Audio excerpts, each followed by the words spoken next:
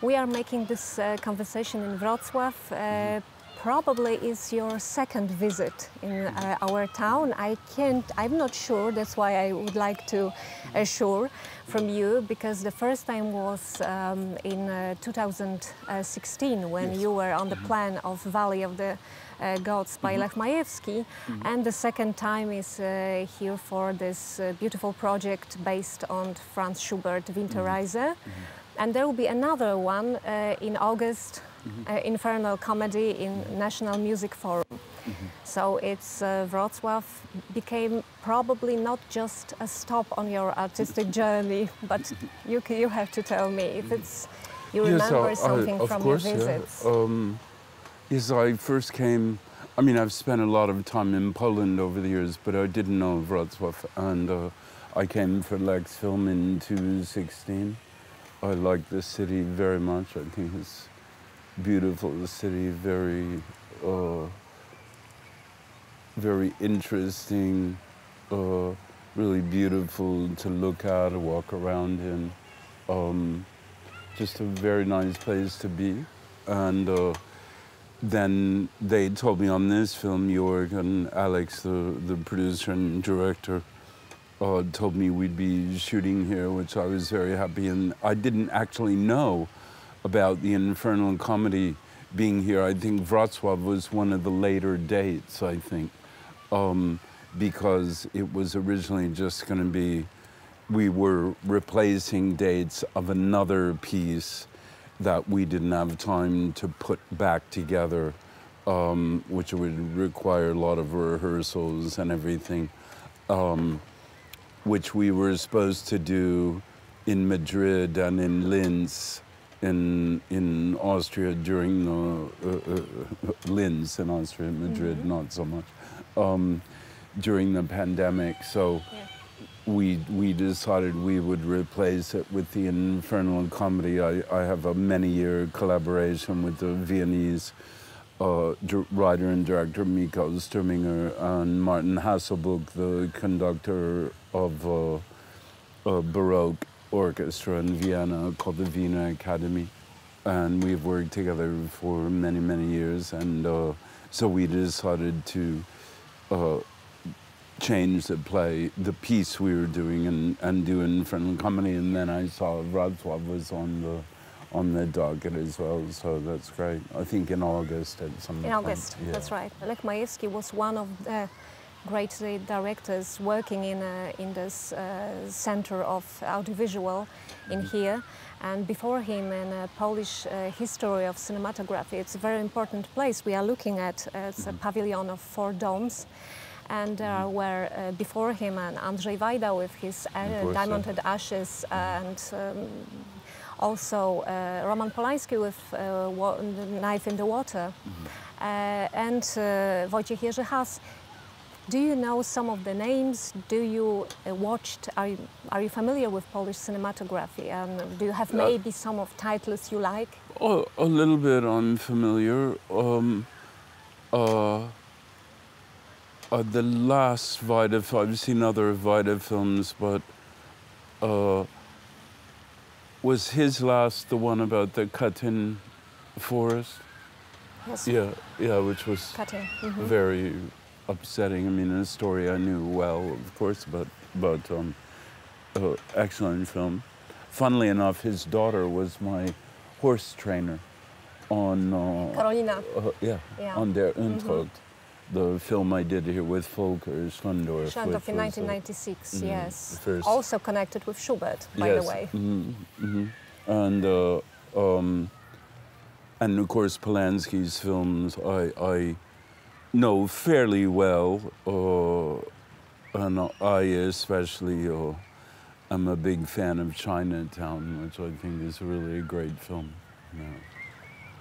Tell me, in here you are working on a very interesting project, A Winter's Journey. It's very interesting of 2 reasons. First, because of technology probably used for the first time in this particular opportunity. But the second is that we very rarely have an opportunity to have a film about classical music. let's say it's one of the most significant piece in the history of classical music. These songs of Franz Schubert to the words of Wilhelm Müller. You are playing a hurdy-gurdy man, so very special. Let me help myself with. This is as in a poem. He plays as best he can. He's barefoot. He's poor. No one wants to listen, as was in a poem of Miller. Tell me, what is your conception to the role, and how Alex Helfrecht were conversation about this character, and how important is in the movie? Because as we know, he appears only in the last song of Franz Schubert. So.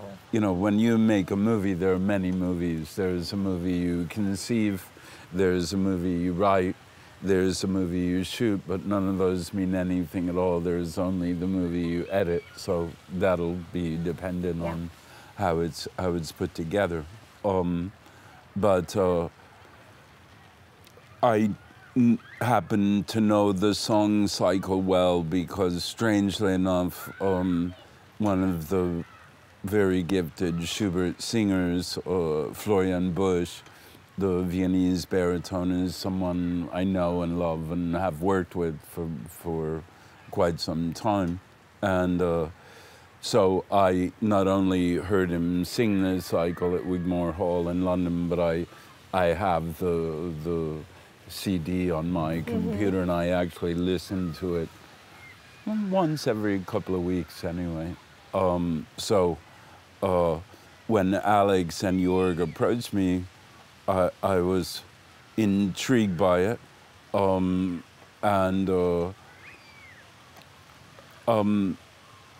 I think the thing about the hurdy-gurdy man really is things are often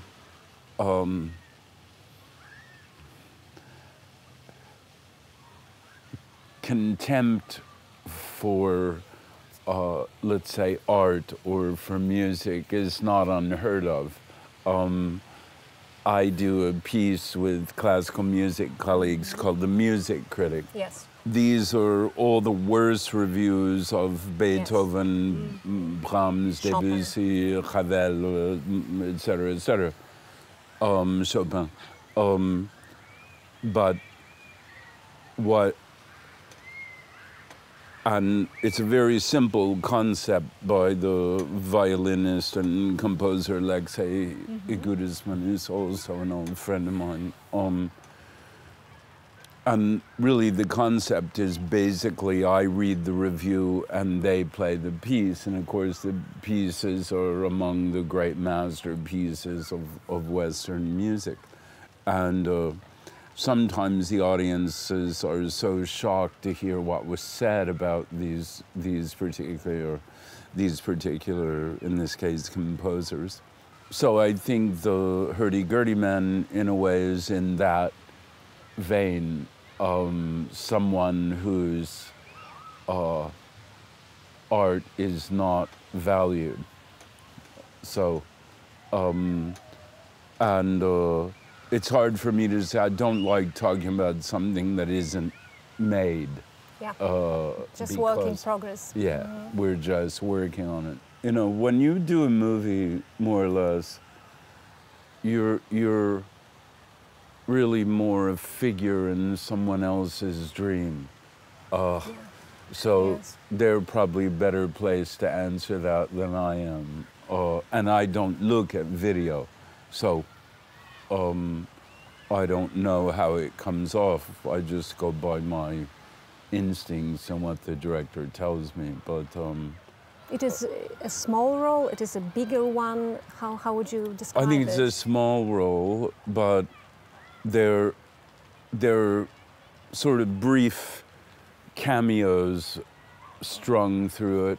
Jason Isaacs, the English actor, does one. Martina Gerrig, the wonderful German actress, also, and Martin, who's playing the poet, has a long role. So it's mostly about him and his winter's journey. But I couldn't say how big or small it is until it's done, really.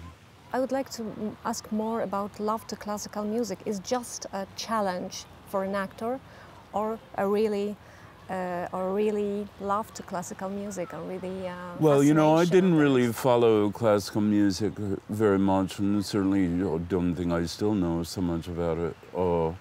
But I met Martin Hazelbrook, the conductor, around 2006 or 6, I think, or so.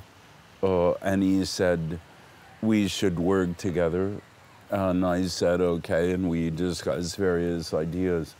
But once we settled on the idea of doing this piece about an Austrian serial killer, journalist, poet, playwright, etc., poster boy for rehabilitation and redemption. Once I really started hearing this incredible music every day and feeling the power that classical music possesses, it became very fascinating for me to work within that framework, that genre, and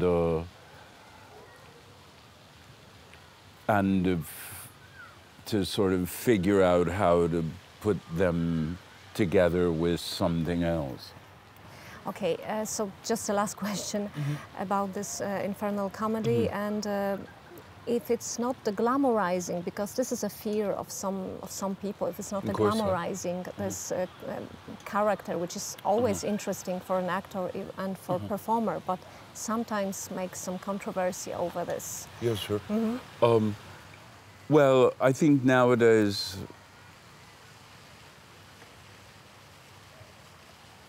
really you can't do anything without controversy, because I think people basically pretend to be offended a great deal about everything, it seems to me. Certainly the piece about Jack Unterweger, I think if people who see it, you'd have to be pretty stupid to think it glamorizes him, even intensely stupid. It's absolute condemnation of a pathological liar who fooled an entire country and killed 11 women that they know of. I don't know. In fact, they didn't actually look very hard. And not only in Austria, but also in the Czech Republic at the time, Czechoslovakia at the time, I think it was. Still, no, maybe it was Czech Republic, no, Czechoslovakia, I think at the time, in Prague at any rate. Yes. And 3 in America. So, you know, it's very difficult to know what people take from something. And I don't think that's my concern, actually. I can only concentrate on what I give, not what they take. And I think I had heard that before. I find it a sort of shocking notion. But people think strange things all the time.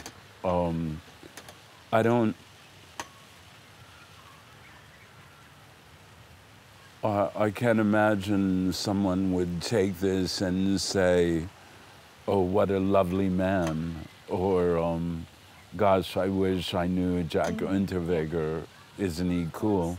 In fact, the whole piece is just one lie after another.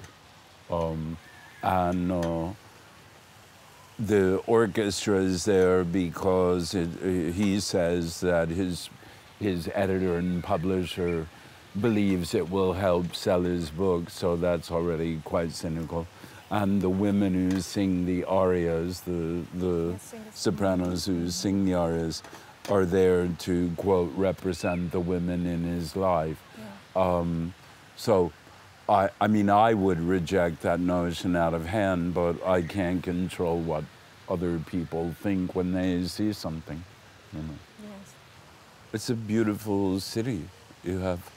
You're lucky to live here. Wish I did. But such is life.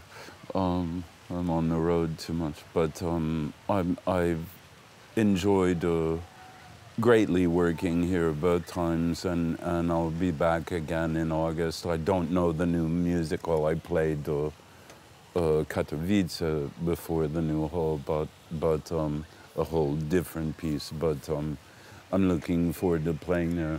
So. Thank you very much.